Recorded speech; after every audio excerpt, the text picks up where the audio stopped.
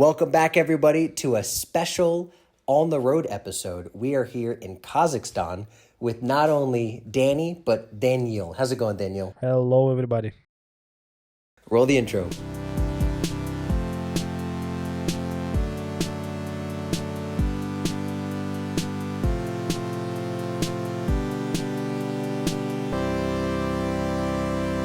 Like I said, we are on the road in Kazakhstan, in Yes. Almaty, and we are visiting our friend Daniel. Thanks for coming on. We're just around the corner. Hello, guys. just chill- oh, In hello. Kazakhstan, we usually Oh, shake yes, hands. of course. So today we just wanted to get to know you a bit better, pretty much your whole life story. We want to know what your life was before Christ, how you came to really have a working relationship with Christ, and what you're passionate about now. So why don't you tell us a little bit about your life before you knew Christ? Okay, let's try. So I can say that there was a time when I was without Christ because I grew up in a Christian family. But yes, when I was maybe 15 or 14 years old, I refused from relationships with Jesus because I get another interest. Yeah, let's talk about it. Yeah, I think I was maybe 14 years old. I visit a big Almaty church. Its name is Golgotha. It was not bad church, but like all big churches, it has some problems, and the biggest problem of big church that always finds people who just don't have another care. Maybe no. Community. Yeah. I had pretty cool friend, but he gone to America, and now he live in America. We're still in touch, but we can't have good relationships in a church anymore. And I lose my best friend in the church. Everything started to crash. And I think everything happens in one moment. I crushed my relationships with my parents. I don't have friends in the church. I started to try light drugs. It's normal in Kazakhstan. Here, everybody tried, marijuana, something like that. I start smoke, drink alcohol, all in one time. And under this pressure of devil, I just refused from relationships with Jesus. And also, I think the biggest attention was from my girlfriend. Girlfriend. Yeah, now we're married, and we met a lot of time. We started our relationships when I was 14 years old, and she was 13. And in one day, she just said me that, "Oh, you're too good for me. I can't meet with you anymore." And in this moment, I thought that, oh, maybe it's time to gone.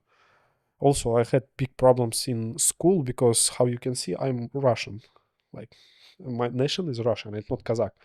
And here in Kazakhstan, I don't know Kazakh language. Now I know it better, but when I was in school, I didn't know it's cool. I know just a little bit, and that was not enough to make relationship with Kazakh guys. And they always has their own community, and they punish me because I'm Russian. It was so weird. I come to live in a village, and I started studying village school. A lot of guys who hate me. It was terrible time, and yes, in this time I refused from relationship with Jesus, and every year, every day, till moment I refused from Jesus, it becomes worse and worse and worse. First time I just start only smoke. After that, alcohol. After that, drugs and more strong drugs, and street life started in my life. Everything just started piling up, adding up, and then just Yeah, I just try to have respect on the streets because it was a place where I spent more time. And if you're not respectable person in the streets, you have problems always. I get influence friends who was older than me. They protect me. I live in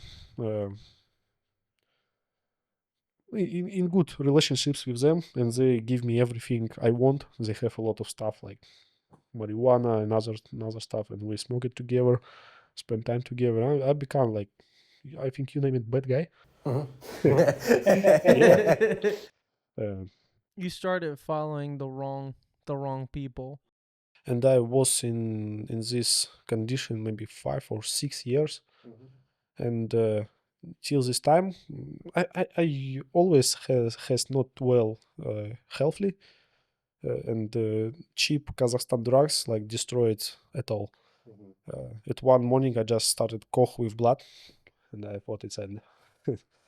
But all this time, uh, when I just try to find myself on the streets, on the scenes, there was a lot of people from all the world who prayed for me. Also, Pastor Colin prayed for me all this time because he has relationships with my father.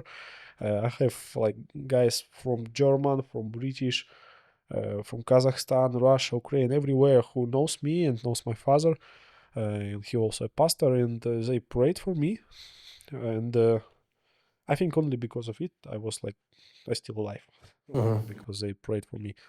And it's interesting that in one day, my girlfriend, she looks at me and she like understands what happens, who I'm now, and she told me, when you was in church, I think you was better.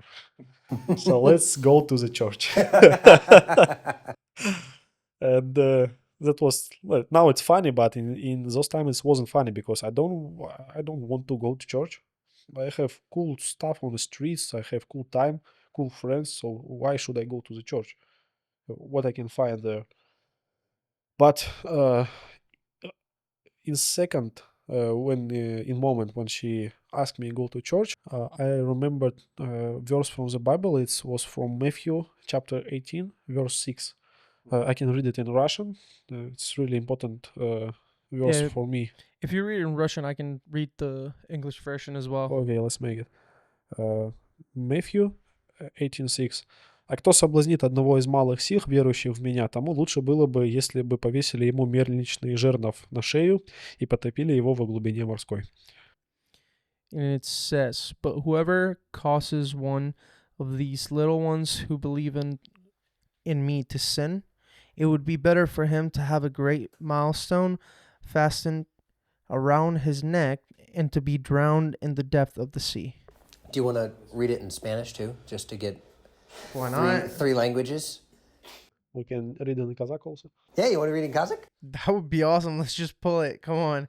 Oh, really? Yeah, Yeah, why not? yeah. Pull it up It's in gonna Kazakh. be, it sounds weird, but let's try. Matthew 18:6 in Spanish. Go ahead. It goes, "Pero si alguien hace que uno de estos pequeños seguidores míos deje de confiar en mí, merece que le aten al cuello una piedra enorme y lo tiren al fondo del mar." Okay, I'm gonna try to read it in Kazakh language. So it's not my language, so it can sound weird, but just let's try because we're in Kazakhstan.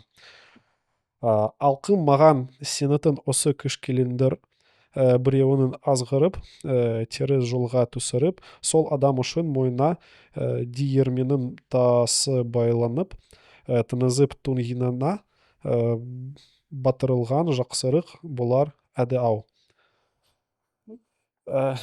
So in these verses, I absolutely correctly understand that this little one is my wife, and I just can't be a wall between her and between Jesus. I still like scared of God, and only because of it, I started to go to church with my girlfriend all this time, now my wife, and that was pretty hard because when I was in church, I feel like something tried to how you said it? Grab you? Yeah, somebody tried to grab me, and all the time I was in church, I have a thinking inside my mind, like a voice that said me, "Run away, run away, run away from the church. You should stay. You shouldn't stay here."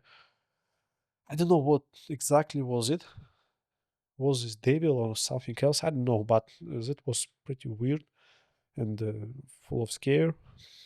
So I went into church sometime with these feelings, and it's interesting that we actually come in new church, not at Golgotha where I was, but we come to Emmanuel Church that my father organized, and we started visit this church, like my father's church. He was a pastor in this church, and my wife saw interesting thing that she never saw before. She saw like not old but adult people, maybe 40 years old, uh, who was married, and they take each other on the hands and hug each other, love each other. And for her, it was like something amazing because she never saw before Jesus' love. And when she saw it, she told to me, "Listen, Daniel, look at these guys. I want same family. So we're gonna go to this church to make like same family." She saw the love that Jesus has for all of us through their Yeah. relationship, through their marriage. Yes. Because she never saw this kind of love, even though in family, but here in church she saw it's with everybody. After no, later she understands that everybody love us, and she can't understand what happened. Why these people like they're foreign for me? That's not my family, but they love me. How it can be possible? So for her it was a big uh, what Blessing or would make like right now. Big change. conversation. You asked me to make my testimony. Oh, testimony. Yeah, Yeah. testimony. Yeah, that was a big testimony for her. She saw that followers of Jesus, followers, Follows by design. they has love, Yeah. and for her it was like amazing. So we started to go in church together, and in some moment, in a few maybe month, I understand that I want to come back for the Jesus, but I can't like tell with him. I can't pray. I tried. I stay on my knees and I tried to speak with Jesus, but it was like a conversation in one way. I asked him something, he didn't speak with me, and after that I tried to uh, ask forgiving, For forgiveness. yes, forgiveness, and nothing happens. I understand that I ask him of freedom, asking him from forgiving, and I still addicted. Nothing changes my life in my life, and in this moment I thought that God refused from me because I refused from the God in my past. It was terrible time, and maybe 2 or 3 weeks I just prayed for Jesus, asked him to give me uh, power to ask him to forgive me. So it sounds strange, but that was so. And one day I come back to my home and heard from my father that his mom, like my grandma, he eat sweet stuff again, but she has illness. How you name it when you can't eat sugar? Diabetes. Diabetes. Diabetics, yes. She was diabetics and she eats sugar and she becomes worse. She goes to the hospital, and I was so angry. I said, "How? What's she thinking about? She just destroy her health." And just in this moment, something happens inside of me, and I said, "Oh my!" But I do same. I use drugs, and I destroyed my health. What going on? And just in this moment, I like hears not voice, but uh, something like voice that said me that today I give you forgiving Forgiveness. and I collect everything that I have at my home, like a little bit drugs, cigarettes, electronic cigarettes, some alcohol, pills, everything that I guess or has. So I take it and I go to my backyard at my home and I just take a big hammer and beat everything, beat again and again. And I cried and I asked Jesus to forgive me. And we make like deal with Jesus. I told him, Jesus, this stuff I love. I should tell that I love it, yeah. But I love you more and I want to refuse from them because of you. But I ask you only one thing. I give it all of everything for you. Give me freedom. And he gives. After this moment, I think maybe I smoke weed maybe 2 or 3 times after that. Last time was just before my baptized, but I wasn't addicted anymore. I feel freedom. I refused from smoking, from everything, and what's strange, my health becomes better and better. Yeah, I have some illness now. I have like asthma, a little bit more problems with my health, but it's normal. I can live with that. I don't cough with blood anymore. That's good. Yeah, that was That's yeah, awesome. really good. Yeah, awesome. That was like a miracle for me. And I come to my home, tell to my parents I refused from everything. They told 1 week he come again. Yeah, I was like in bad condition, so nobody trust me. But no, I never come back to this stuff. I never come back to the streets. I refused from relationships with my friends, from their respect. It's that just that didn't care me anymore. I don't want to have respect of them. These guys that make bad things, bad stuff. So why should I be respectable for them? No, I refused from all this stuff. Only my girlfriend stay in my life. Maybe 2 or 3 years after that, I have like friendships only with my girlfriend. After that, wife. It was time when I studied, graduated in my university.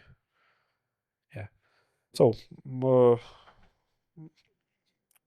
yeah, we started to visit church. No, like I go to church with happiness, without this feeling and without mind thinking about run away. I think in year we uh, baptized. In month after baptized, we get married. So we have relationships before married 7 years.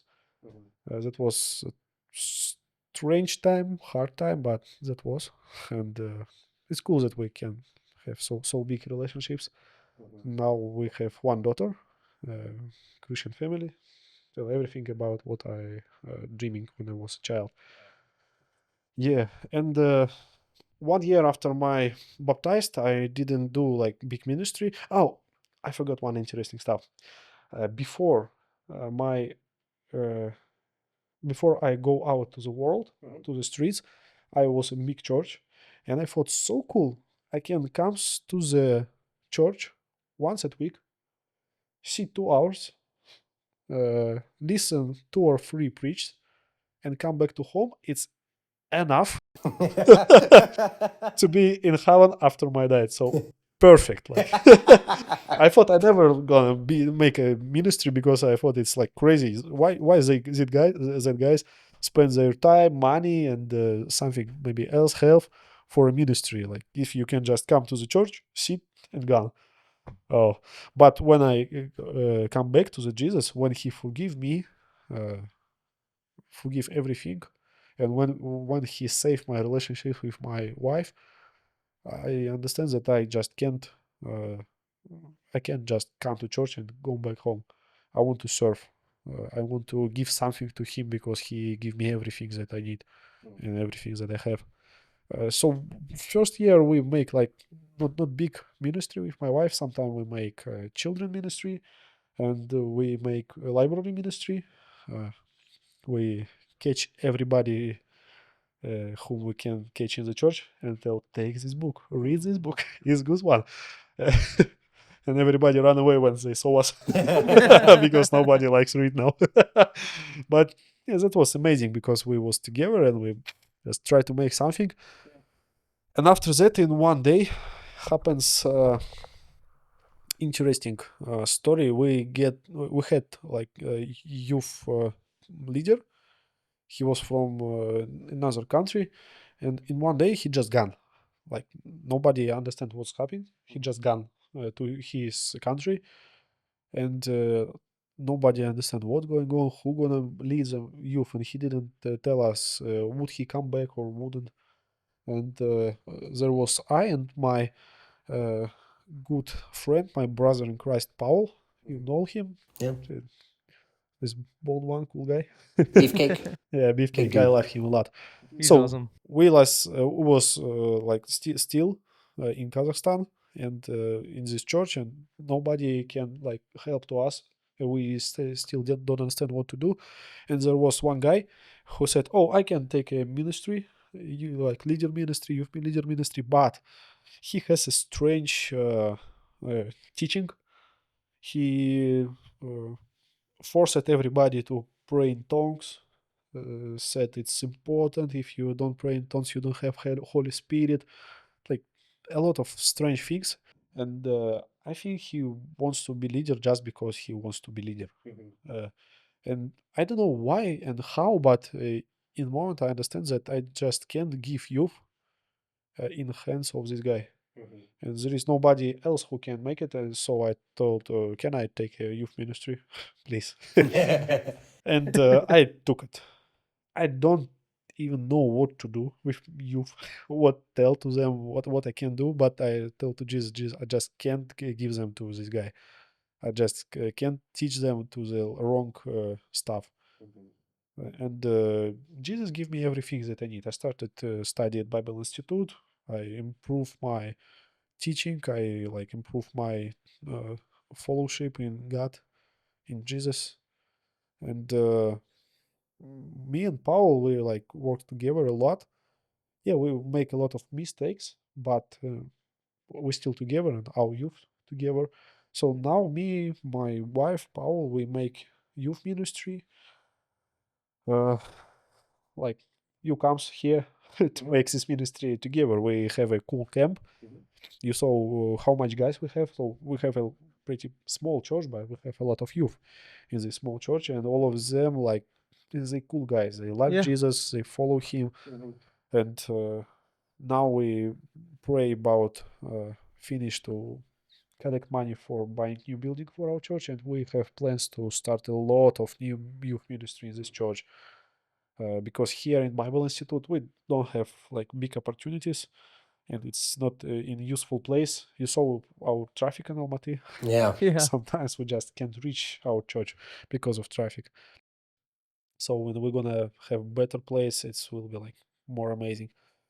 It's impressive how only one step is needed to be like you only need to take one step, Yeah, and then Jesus will just be like, "Oh, you want to do this? Okay, let's go." yeah. He just asks you, can you? If you say yes, he can give you everything else that you need. Yeah. And if you say no, sometimes he'll just give you a slight little nudge. Go. Do you want to answer again? Are you sure? Are you sure? Yeah. And interesting moments that when I come to the church again, like come to Jesus again, first thing that I tell to my wife and to servants in the church, I never gonna make youth ministry. Yeah, but Jesus has his own plan for me. Jesus was like, you said never? Here you go. Yeah. It after that he gave me more and more and more and more ministries. So now I have not only youth ministry, I work at my studying in Bible Institute here. I gonna finish it in a few months, and I preach in our church. So you see, I'm pretty young, but God give me opportunity to preach, and I like it. I like teaching. Uh, I believe maybe in some years I gonna be teacher in Bible Institute, because teaching is like everything for me. I feel really good when I preach, when I teaching. I feel like in my place. And It feels natural. yeah, and also you know that I like to cook.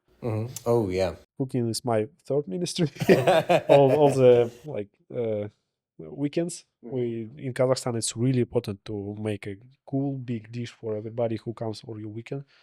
So And you do cook Oh, really your stuff good. is delicious, man. thank you guys. Thank you guys. So come to Kazakhstan. We're gonna feed you really cool. And they're not wrong. Lagman. I'll get some plov. Plov. Bish parmak. Fish parmak.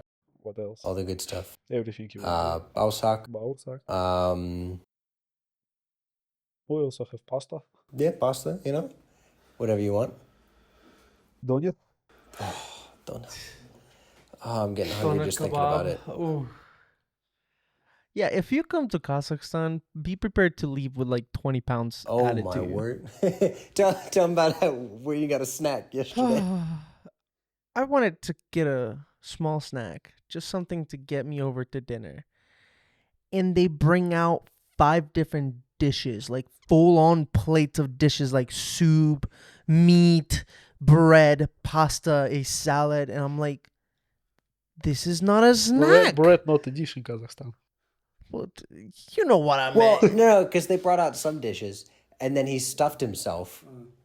Just a few hours before dinner, and he's like, "All right, I'm done." And they say, "Okay, here's a little bit more food," and then they bring out more dishes. Yeah, it's Austin loves it. This is Austin this loves is it. his paradise, man. yes. Oh, I like this guy. But no, Kazakhstan is honestly is a great place. Honestly, the small time that I have met you, Uh-huh. I can see that passion for serving. I can see that fire that God has lit up in you for your ministries, for you to be able to dedicate your life to this. Thank you. And it's interesting that all my way in Jesus, how you name it when you're not sure? Doubts. You're not sure. No, it's in one word. So I have All your doubts. You have doubts. doubts. Yeah, Mm-hmm. How you pronounce it? doubt. Doubt. Yeah, Okay. And so all my way with Jesus, I have doubts. doubts. Yeah. Mhm. Doubts. Oh, very good English. Yeah. Thank you. Yes, a lot of doubts, and every time when I was like in place where I just can't understand where should I go, because always I have like questions, ministry or business or something else, because all of us want to live good, well, Mhm. have earn a lot of money, but if I want to study and have ministry, I can't like work a lot. I should like have time for study and ministry. So that was interesting that at one moment I just was in case when I just understand that I don't have enough money to feed my family because I spend too much time for ministry for studying in Bible Institute, and just pray to Jesus and told him like, honest, Jesus, well, I can't live like that anymore. I need something else to feed my family. So give me like some signal. Should I go to the world and just work hard and feed my family, earn money, or you want me in ministry? In this moment, maybe in half of hour, my father chat me that you remember Pastor Colin? I said, of course I remember. So he told that they can like give you supporting in your study in ministry, like by money. And wow, in this moment, I just understand that Jesus wants me in ministry. And after that, I never have doubt. Doubt. Yeah, that ministry becomes like indubitably part of my life. Yeah. Can I use it in this? Yeah, it's fits yeah, perfectly. it's Indubitably part of my Indubitably, life. yes. Indubitably. Now you do a lot of ministry, Yes, and sir. a lot of a lot of your life is ministry and devoted to God. And you were saying that your life changed because people all around the world were praying for you. So how can we continue to pray for you and get you through your ministry, keep it growing and keep it healthy and fruitful? So I think the first thing about what I can ask you to pray, it's I ask you to pray about finishing our process of like new building, because we really need it. We have too much people in our church now, as we don't have enough place in Bible Institute where we make a ministry now. So the first stuff for us now, it's like new building. So please pray for that, because it's not only money, it's a lot of problems with documents, with government. It's not really easy to like make new church in Kazakhstan. Uh, the second one, it's my teaching, because my father usually told me that if you want to teach, you should study. if you don't study, you can teach. Yeah. And it really works. I now study in Bible Institute 3 years, and now I understand that not enough. I get new cases. For that, I don't have answers. I have questions, and I can find the answers because I don't have enough education. And my ministry becomes like more seriously. I started to preach a lot, and sometimes it's really hard to understand Bible text without education. But I should preach, should told to my church what is this text, what it's about.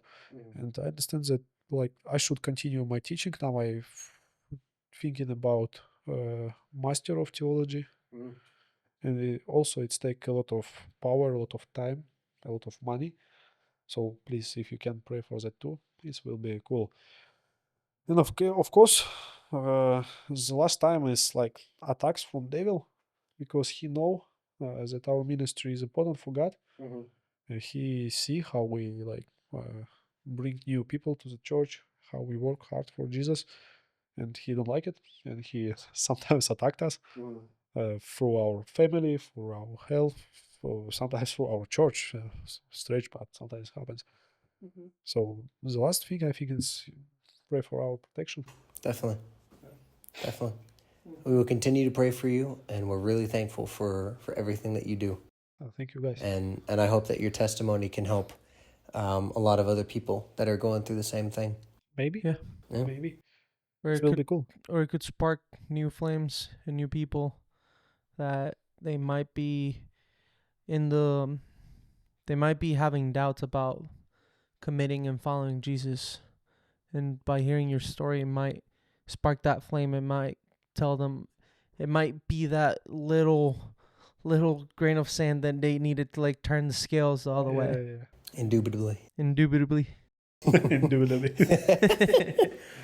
Well, I think that's a good way to end this episode. Yeah. No, one more fancy word. Oh, Thank yes. you for cool garments. Oh yes. Not the clothes, it's the garments. It's garments. There we go. You speak better English than a lot of people now. So because of These you, fancy dancy words. last year, how you remember, you come here at 3 months to study Russian. So thank you. I studied English well. Yeah. Yeah. I came here, my Russian became okay, but my English became a whole lot worse. Sorry, brother. That's okay. That's okay. I'd do it again. Well, hey, thanks for tuning in. And we'll see you on the next episode. Goodbye. Peace. Welcome to Kazakhstan. Plov, lagman, everything. Mountains. Mountains, of course. Oh, yeah. And Kazakh jacuzzi. Oh, Don't forget yeah, about say that. Kazakh Kazakh jacuzzi. jacuzzi. That's right. It's cold. It's not a hot jacuzzi. It's a cold jacuzzi. It's cool jacuzzi. Don't get fooled by it. Do not get fooled. No. Cool. All right. Goodbye. Peace.